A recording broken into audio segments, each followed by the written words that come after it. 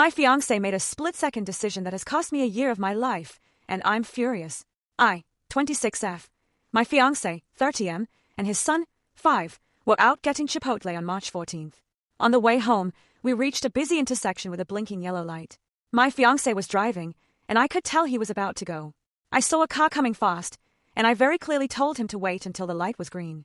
I don't know if he didn't hear me, didn't take me seriously, or just ignored me, but he kept driving forward anyway, and we got T-boned by a car going 50 miles per hour. Everyone else walked away fine, including his son, thank God, but I was crushed. I ended up with 2 full breaks in my pelvis, 2 fractures in my tailbone, fractures in my L4 and L5 vertebrae, and a fractured sternum. I was, and still am, in so much pain I can't even explain it. I wouldn't wish this kind of pain on anyone. I was rushed to the ER, where everything was a complete blur, except the trauma. I started having intense flashbacks, panic attacks, and nightmares about the crash and the pain.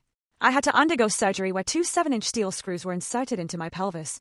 At the hospital, they gave me a back brace that was way too big for me. The nurses and points even admitted they didn't measure and just guessed my size. Even when we told them it was too big, they didn't do anything about it. And despite this, they expected me to stand up and move around wearing it. That brace did nothing for support. Moving in it felt like my spine and pelvis were being ripped apart. The pain I was in trying to follow their orders to stand and walk was inhumane. All I remember from those days is pain, frustration, fear, and this overwhelming sense of helplessness. After about a week, I was transferred to a physical rehabilitation center. I didn't want to eat. I didn't want to bathe. I didn't want to move. I was so depressed and in so much pain that even thinking about shifting in bed made me cry. I had to depend on strangers for the most basic things, going to the bathroom, bathing, even feeding myself. As someone who's always been independent, it was utterly humiliating and devastating. I'm home now, but my recovery is far from over. Doctors and physical therapists all told me the same thing. You have the second worst kind of break anyone can experience. You'll need at least a year to recover, if not longer. You can't put weight on your right leg for 3 months. No bending, no twisting.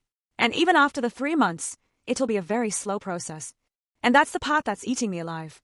Because before this, I was finally getting my life together. I was working on my health.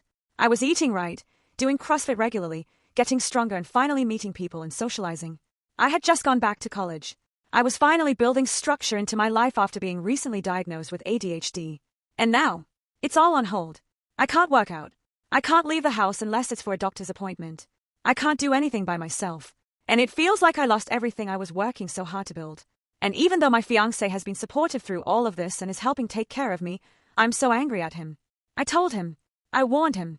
I said, don't go. Wait. And when I asked him why he kept going, he just said, I don't know. And that I don't know is now costing me an entire year of my life. Maybe more. And I'm the one who's paying for it every single day. So yay. I just needed to get this off my chest. I feel trapped in my own body. I feel like I'm grieving the life I could have had this year. I feel angry, sad, helpless, and I'm just trying to make sense of it all. But mostly, I just want my life back. I know this is temporary. I know I'll eventually recover. But losing a year of my life, my sense of normalcy, and my peace of mind is really, really rough. If anyone has any advice on how I can work on this or maybe even share their own experiences similar to this one, I'd greatly appreciate it. April 4th, 2025, same day, 7 hours later. Update. I honestly didn't expect my post to receive this much attention. I was just venting my thoughts and emotions in the moment as I'm still going through the stages of grief. Thank you to everyone who took the time to share their thoughts, advice, and support regarding my situation. I want to clear up a few things and provide some additional context, including my fiancé's perspective on why he didn't stop. To start, for those wondering about where the accident happened, since the rules around blinking yellow lights vary, it took place in Texas, within the Dallas-Fort Worth area. That's all I'll share location-wise for privacy reasons. Next, a lot of people have asked whether my fiancé has shown remorse and how he's been supporting me since the accident. The answer is yes, he's been devastated.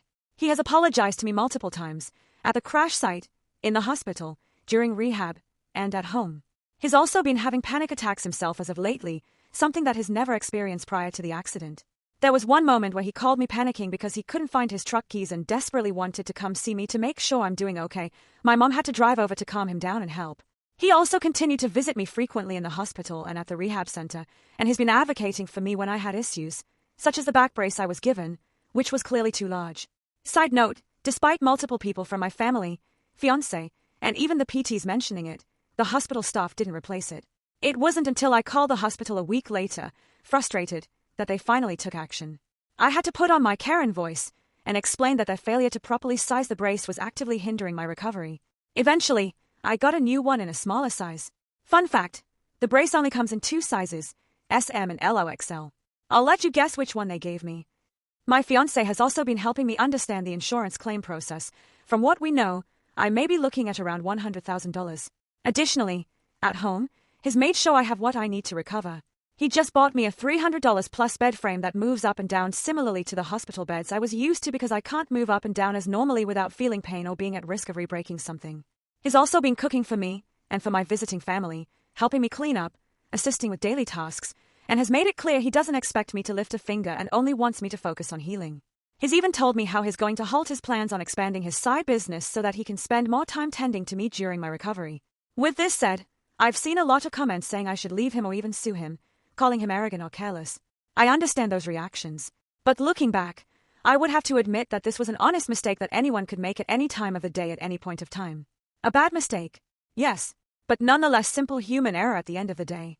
I'm just angry that it's happened to me, but that is something I will have to work through on my own. With a "I don't know" reply that he had given me a week earlier, I will admit that he may have been still experiencing shock or trauma and his mind seemed to have been drawing a blank when I had asked him because I asked him the same question again today. Why didn't you stop when I told you to? He told me he thought the gap between us and the oncoming car was big enough to make it. He didn't realize how close it actually was. He also said he didn't hear me say stop until it was too late, at which point, we were already hit. I told him I said it much earlier, and he admitted he just didn't hear me. He feels horrible. He's told me that every time he approaches a yellow light while driving now, he reminds himself of what happened and how stupid he feels for not being more careful that night. I'm not excusing what happened. It was traumatic, but I do believe he's learning from it and taking accountability for everything as best as he can. I'm just the angry, bitter one that is needing to work through my emotions and grief that I'm experiencing because of the accident. That said, I've resumed individual therapy, weekly now instead of monthly, and I had my first session since the accident as of yesterday, and my fiancé and I will be attending couples counseling together. Yes, I plan on staying with him. I know a lot of you are coming from a place of concern and care, and I truly appreciate that. At the same time, I want to gently remind everyone that I'm a real person going through a very real and painful experience. What I shared was raw and vulnerable, not a call to be judged or attacked. It's okay to disagree with how I'm choosing to move forward, but please remember I'm the one living this day by day. Healing, both physical and emotional, isn't linear, and I'm doing the best I can. Thank you again for the overwhelming response. I'm reading as many comments as I can, even if I can't reply to everyone. Please continue to take care of yourselves and those you love. Hold anyone you care about closely to you because when you least expect it, life can change in an instant.